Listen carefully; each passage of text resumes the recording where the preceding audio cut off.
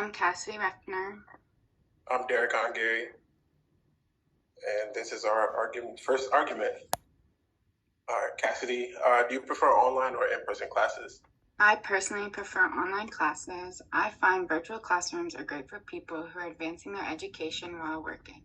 In a traditional classroom, lectures will be scheduled at a specific time, and your schedule is formed around the availability of those classes given to you.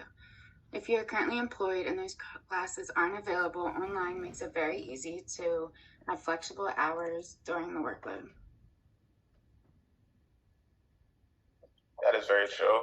I personally prefer in-person classes. The reason I prefer in-person classes is because of, for one, the way I learn. I'm more of an in-person or like hands-on learner. So I prefer to be in that presence and be in front of that professor or, in front of that lab or material so I can really put my hands on it and really have a better chance of remembering what it is I was taught. Also, it's the face-to-face interaction.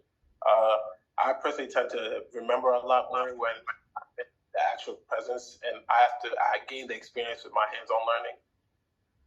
And it helps me retain that information a lot better because I could think back where I was at a specific time. In-person classes also allows you to get immediate feedback.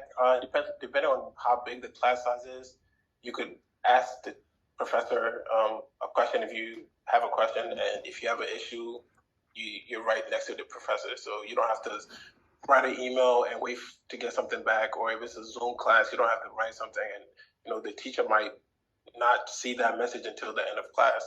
So it makes it very personal. Also, it creates a sense of structure and discipline.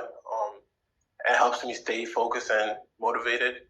Because if it was a Zoom class, especially during COVID, I'd log into the class and go back to sleep, especially for the 8 a.m.s. So I feel as though in-person classes really make me really be there. Since I'm there, I'm going to be paying attention, or for the most part, well, as much as I can. Yeah. I said to back up the part of the hands-on learning, like students that suffer from anxiety or don't like being in big crowds, if it's a big crowd ratio, may benefit from online classes. And students who aren't as assertive may have better opportunities to participate in the class discussion when communicating online. They'll feel more comfortable talking to a computer versus talking in front of the class. And then working from your own environment of choice and your own self-paced learning can result in more personalized learning. So that you work to your own way. Makes it easier for people that are slower with learning or needs different types of learning. I said in online courses, students choose the time that works best for them and when to complete it. So an early class, like you said, when you're tired in the morning and don't want to, you can watch the recording later on at night. And it can be completed on your own time to help you out. My last argument is online things are cheaper. It reduces the cost. So instead of having to drive, waste your gas and not waste, but use your gas and go to class, it can be less expensive. There's a number of ways. You don't have to communicate, transportation.